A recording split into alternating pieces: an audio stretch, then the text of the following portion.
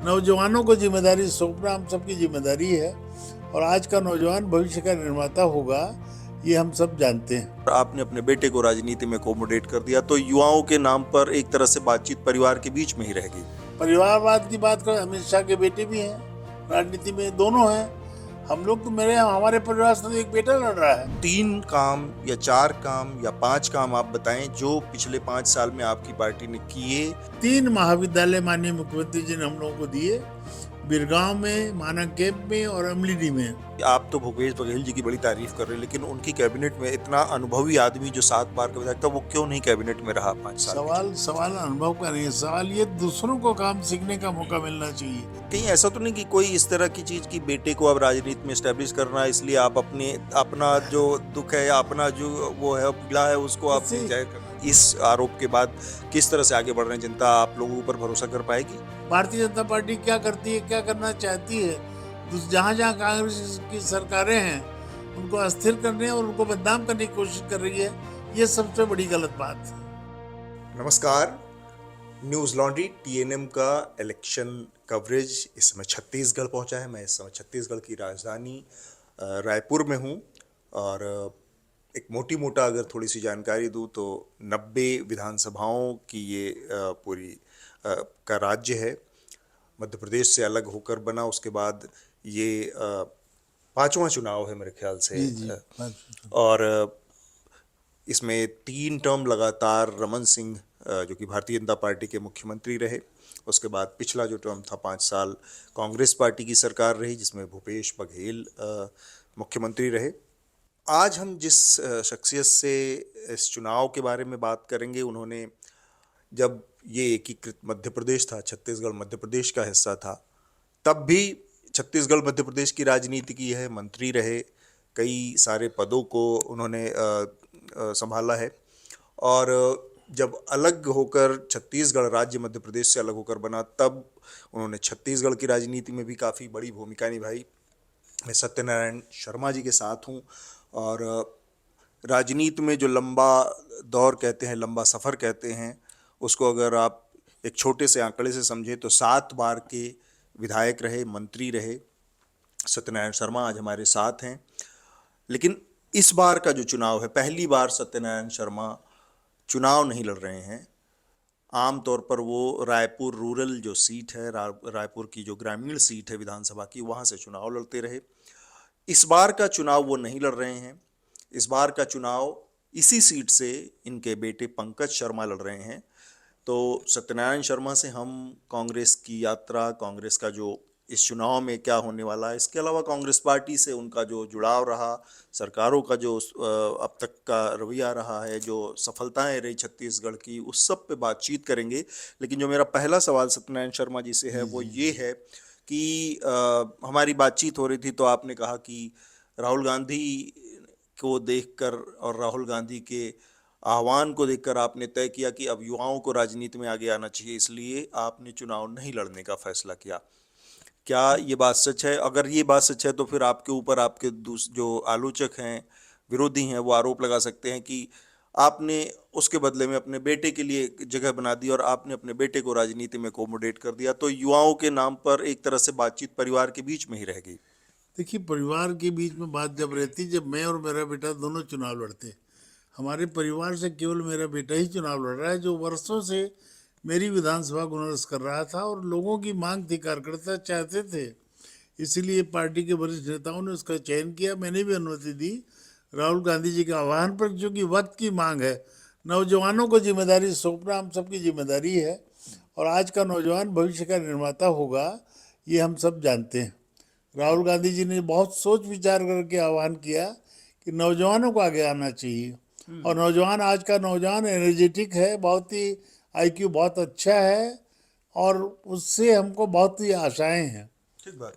मैं अगर इस चुनाव की बात करूं तो पिछले 5 साल आपकी सरकार रही है। आपकी पार्टी तमाम दावे कर रही है, बहुत सारे वादे किए जा रहे हैं। मैं ये जानना चाह रहा हूं कि ऐसा कोई 3 काम या 4 काम या 5 काम आप बताएं जो पिछले 5 साल में आपकी पार्टी ने किए, जिसकी वजह से आपको जनता दोबारा मौका देगी या आपको दोबारा मौका देना चाहिए। ऐसे देखिए 4-5 देखिए सबसे बड़ा चौरसिया साहब, जो जल आवर्धन योजना में बिरगांव से टैंकर से पानी की सप्लाई होती थी, गर्मी के दिनों में परेशानी होती थी।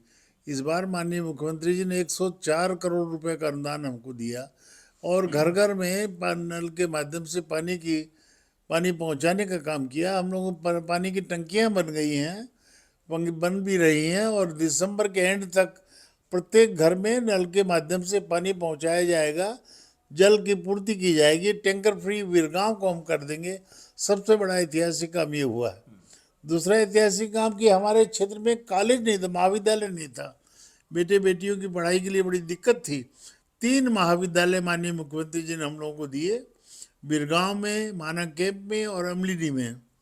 3 महाविद्यालय के माध्यम से पूरे क्षेत्र के बेटे बेटियों की पढ़ाई की व्यवस्था मजबूती के साथ हुई है। तीसरा, आत्मानंद इंग्लिश मीडियम स्कूल, आज अंग्रेजी की शिक्षा हमारे लिए बड़ी अनिवार्यता हो गई है।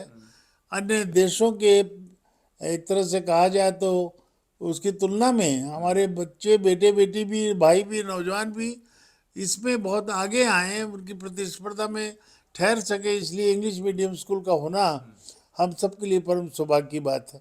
ये 3 जबरदस्त काम हुए हैं। उसके अलावा सड़कों का जाल, बिजली, पानी की व्यवस्था, सारी सुविधाएं हम लोगों ने की हैं। आपने 3 काम गिनाए जो कि बहुत महत्वपूर्ण हैं आपके लिहाज से। मैं ये जानना चाह रहा हूँ कि एक समय जब कांग्रेस पार्टी 71 सीटों के साथ बम्पर मेजोरिटी के साथ पिछली बार जी जी चुनाव जी। जीत कर आई थी, उस समय सत्यनारायण शर्मा खुद भी एक बड़े दावेदार थे कि मुख्यमंत्री बन सकते हैं वो, और ऐसे अतीत में भी मौके आए थे। उसके बावजूद जब हम देखते हैं कि 5 साल का सफ़र पूरा हुआ और सत्यनारायण शर्मा को कैबिनेट में भी जगह नहीं मिली, ऐसी क्या वजह रही? क्योंकि आप तो भूपेश बघेल जी की बड़ी तारीफ कर रहे हैं, लेकिन उनकी कैबिनेट में इतना अनुभवी आदमी जो 7 बार का विधायक था, वो क्यों नहीं कैबिनेट में रहा 5 साल सवाल पिछले? सवाल अनुभव का नहीं है, सवाल ये दूसरों को काम सीखने का मौका मिलना चाहिए। ये जो यंग टीम हमारी है तैयार होगी, राहुल गांधी जी के फॉलोअर्स आए सामने, एक प्रशिक्षित राजनेता के रूप में काम करें, वो ज़्यादा अच्छा। हम लोग अपने अनुभवों का लाभ उनको दें और उनका रास्ता तैयार करें, ये हमारा सबसे बड़ी हमारी जिम्मेदारी थी। इसलिए हम लोगों ने किसी पद का लोभ छोड़ करके नौजवानों को आगे करने का काम किया। नौजवान लोग, दूसरे लोग जो हैं, दूसरे समाज के लोग हैं, वो समाज के पथ प्रदर्शक बने, राहुल गांधी जी का हाथ मजबूत हों, कांग्रेस पार्टी की ताकत बढ़े। इस उद्देश्य से और माननीय मुख्यमंत्री जी का प्रिविलेज होता है अपनी टीम में किसको बनाना चाहते हैं, कौन ज़्यादा उपयोगी हो सकता है। हमसे ज़्यादा उपयोगी जो लोग थे वो टीम में आए, काम किया, हम लोगों ने मिल के काम किया और एक अच्छा नतीजा हम लोगों ने दिया पार्टी का। आप की बातचीत से लग रहा है कि कहीं ऐसा तो नहीं कि कोई इस तरह की चीज़ कि बेटे को अब राजनीति में एस्टेब्लिश करना है, इसलिए आप अपना जो दुख है या अपना जो वो है पीड़ा है उसको आप किसी नहीं जाहिर करना? देखिए, मैं उम्र दराज हो गया हूँ, मेरी आयु 80 साल से ज़्यादा की है, तो एक शारीरिक क्षमता और ऊर्जा की बात भी आती है। फिर राहुल गांधी जी का इतना बड़ा आह्वान होने पर किसी को तो पहल करनी होगी। हमने पहल की। वैसे परिवारवाद की बात करें, अमित शाह के बेटे भी हैं राजनीति में, दोनों हैं।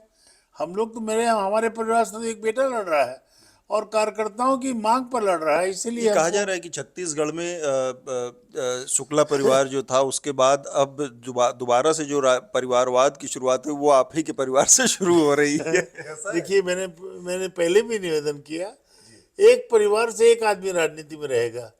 अब मैं ये भी कहता हूँ, लोगों से आश्वस्त करता हूँ, मैं जब तक जिंदा हूँ मैं भी सेवा करूंगा, लेकिन पार्टी की सेवा करूंगा। अब पंकज शर्मा मेरा जो बड़ा बेटा है, जो राजनीति में दिलचस्पी रखता है, जिसने अपना करियर यूथ कांग्रेस से स्टार्ट किया, यूथ कांग्रेस का जिला अध्यक्ष, state level vice president, cooperative bank का अध्यक्ष, उसके अलावा डिस्ट्रिक्ट कांग्रेस कमेटी का अध्यक्ष, पीसीसी का महामंत्री, इतने पदों पर रह के काम कर चुका है। इसलिए उसका अनुभव का लाभ मिले जनता को, और कार्यकर्ताओं की मांग पर यह फैसला हुआ। इसलिए मैं ये कहता हूँ कि परिवारवाद की बात मेरे परिवार में नहीं। एकदम ताज़ा ताज़ा अब नए इस समय की स्थिति पर आ जाता हूँ मैं।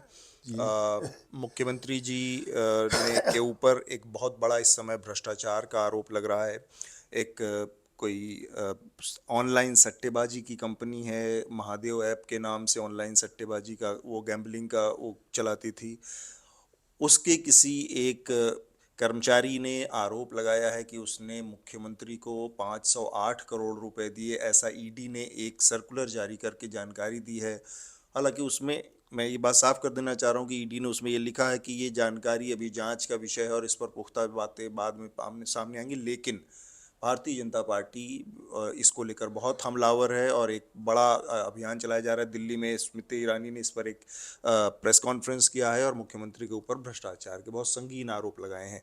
इस पर आप क्या कहना चाहेंगे? आपके मुख्यमंत्री का पिछले 5 साल का जो कार्यकाल रहा उसमें इस तरह की कई चीज़ें बार बार, कभी कोल के नाम पर, कभी कुछ के नाम पर, इस तरह की चीज़ें उछलती रही हैं, उसमें कितनी सत्यता है? और देखिए, आज आप चुनाव जी में जी, इस आरोप के बाद किस तरह से आगे बढ़ रहे हैं? जनता आप लोगों पर भरोसा कर पाएगी? देखिए, मैं ये कहना चाहता हूँ चौरसिया साहब कि ये राजनीति से प्रेरित बातें हैं।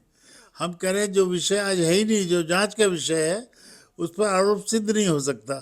दूसरी बात, हमारे माननीय मुख्यमंत्री जी जनसेवक हैं, किसानों के हितैषी हैं, और इसलिए सब बातें उठ रही है। भारतीय जनता पार्टी केवल ईडी और आईटी और इसका सीआईडी का सहारा लेकर के राजनीति में पहुंच बनाना चाहती है, जो राजनीति के स्वस्थ मापदंडों के विपरीत है। इसलिए हम इसको कोई सत्यता नहीं है, ये स्टंटबाजी है, मुख्यमंत्री जी को बदनाम करने की चेष्टा है। और चुनाव के समय में, ऐसे चुनाव के समय में सभी एजेंसियों को निष्पक्ष रहना चाहिए, वो न होकर के वे एक पार्टी बन गए हैं। इसलिए हम इसकी भर्त्सना करते हैं और माननीय मुख्यमंत्री जी के खिलाफ जो आरोप लगे हैं असत्य, बेबुनियादी हैं। आगे चल के दूध का दूध, पानी का पानी होगा, ये कड़वी सच्चाई है। आप क्या कह रहे हैं कि ईडी भारतीय जनता पार्टी हो गई है, या पार्टी जो भारतीय जनता पार्टी है वो ईडी का इस्तेमाल कर रही है? मतलब ईडी ने इसमें बीजेपी ने तो ये नोटिस जारी नहीं किया आरोप भ्रष्टाचार का। देखिए, ये बातें कोई लिखित में नहीं होती, लेकिन ईडी, आईटी और सीआईडी बीजेपी के टूल बन गए हैं, बीजेपी के इशारे पर काम कर रहे हैं। कोई स्पष्ट आदेश तो नहीं होता, लेकिन भावना प्रदर्शित होती है। भारतीय जनता पार्टी क्या करती है, क्या करना चाहती है। जहाँ जहाँ कांग्रेस की सरकारें हैं, उनको अस्थिर करने और उनको बदनाम करने की कोशिश कर रही है। ये सबसे बड़ी गलत बात है। एक और सवाल है इस समय, और मैं छत्तीसगढ़ को भारत में धान का कटोरा, चावल का प्रदेश जी कहा जी जाता है। चावल यहाँ की राजनीति को सबसे ज़्यादा प्रभावित करता है। चावल की कीमतें, उसकी खरीद, एमएसपी, ये सारी चीज़ें यहाँ की राजनीति के हमेशा केंद्र में रही हैं। पिछली बार भी जब जो सरकार बदली थी, रमन सिंह की सरकार गई थी और बहुत बुरी तरह से हारी थी, उसमें भी चावल की कीमतों की एक बड़ी भूमिका थी। चावल जिस कीमत पे खरीदती थी सरकार, उसको लेकर चावल के किसानों, चावल पैदा करने वाले काश्तकारों में जी जी। बड़ी नाराज़गी थी और उसको लेकर एक विरोध दिखा जो कि वोट में नज़र आया। अब एक बार फिर से जब चुनाव की बात है तो भारतीय जनता पार्टी ने अपने मैनिफेस्टो में घोषणा की है कि वो चावल की एमएसपी 3100 रुपये पर क्विंटल कर देगी। अब ये एक ऐसी चीज़ है, फिलहाल 2600 रुपये के आसपास यहाँ की एमएसपी है, 500-600 रुपये। ये एक बहुत बड़ा मुद्दा है। उससे आपकी पार्टी कैसे निपटेगी, और क्या आप इससे बढ़कर कोई घोषणा करने वाले हैं?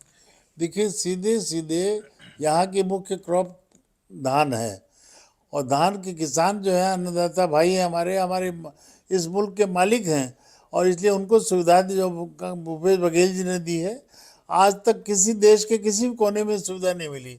भारतीय जनता पार्टी गलत वादे करती रही। रमन सिंह ने कई बार कहा, दो दो बार बोनस देने की बात की, लेकिन बोनस नहीं दी। 2100 रुपये धान खरीदने की बात थी, कोई बात हुई नहीं। तो एक तरह से हमारी जो घोषणाएं हुई हैं, उनकी नकल इसे हम कह सकते हैं। जो हमारी पार्टी का घोषणा पत्र आएगा, किसानों के हितों में होगा, किसान समझ जाएंगे। भारतीय जनता पार्टी के घोषणा पत्र में ये भी कहा कि 2025 से लागू होगा। 2025 किसने देखा है? हम कह रहे हैं इसी चुनाव से क्यों नहीं घोषणा की? इसी से ऐसा लगता है उनका देने का कोई इरादा नहीं है, केवल लुभावने सपने दिखा करके लोगों को कि वोट को हड़पने की साजिश है। ये कभी सफल नहीं होगी। यहाँ के किसान समझते हैं 20 क्विंटल धान की खरीदी की बात 1 क्विंटल बढ़ा दिया, इन्होंने 21 क्विंटल कर दिया। क्या अंतर पड़ता है? इनके वादों पर भरोसा कौन करेगा? 15 साल तक जो लोगों को ठगा है उनकी बातों को भरोसा किया नहीं जा सकता।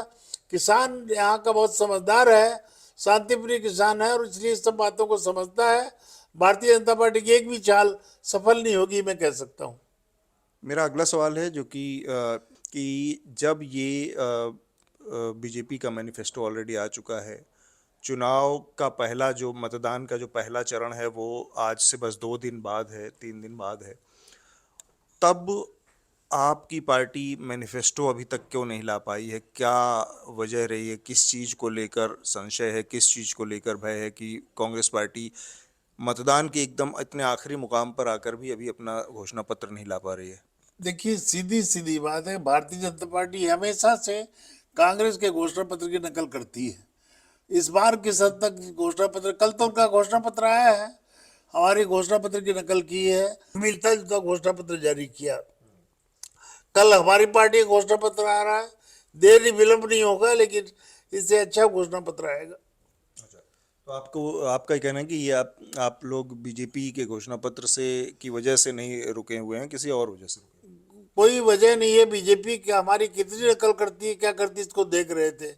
अब साफ जाहिर हो गया, बीजेपी केवल नकल करती है, वादा करती है, लेकिन कभी उस पर अमल नहीं करती। ये बात साफ है। कल और स्पष्ट हो जाएगा, तो सारी चीजें सामने आ जाएंगी। हमसे बातचीत करने के लिए बहुत बहुत शुक्रिया सत्यनारायण शर्मा जी। सुरक्षा जी, बहुत धन्यवाद। आपकी टीम को बहुत बधाई। और मैं उम्मीद करता हूं कि आपका जो विश्लेषण है बहुत सटीक रहेगा। आपको बहुत बहुत शुक्रिया। धन्यवाद सर। 5 राज्यों का ये विधानसभा चुनाव की जो कवरेज है, इसमें मध्य प्रदेश, छत्तीसगढ़, राजस्थान, तेलंगाना और मिजोरम, हमारी टीम इन 5 राज्यों को कवर करेगी। और ये पूरी की पूरी चुनावी कवरेज हमारे एनएल सेना प्रोजेक्ट के तहत हो रही है, जिसमें आप मदद करते हैं। आपने ये संभव किया कि हम ग्राउंड पर जाएं और वहाँ से जो खबरें हैं, जनता की जो बात है, नेताओं की जो बात है, वो और उसके जो असली मुद्दे हैं उसको आप तक पहुंचा पाएं। तो हमारे इस नए एनएल सेना प्रोजेक्ट को, जो कि न्यूज़ लॉन्ड्री और टीएनएम द न्यूज़ मिनट का साझा एनएल सेना प्रोजेक्ट है, इसको पूरा करवाने में हमारी मदद करें। धन्यवाद।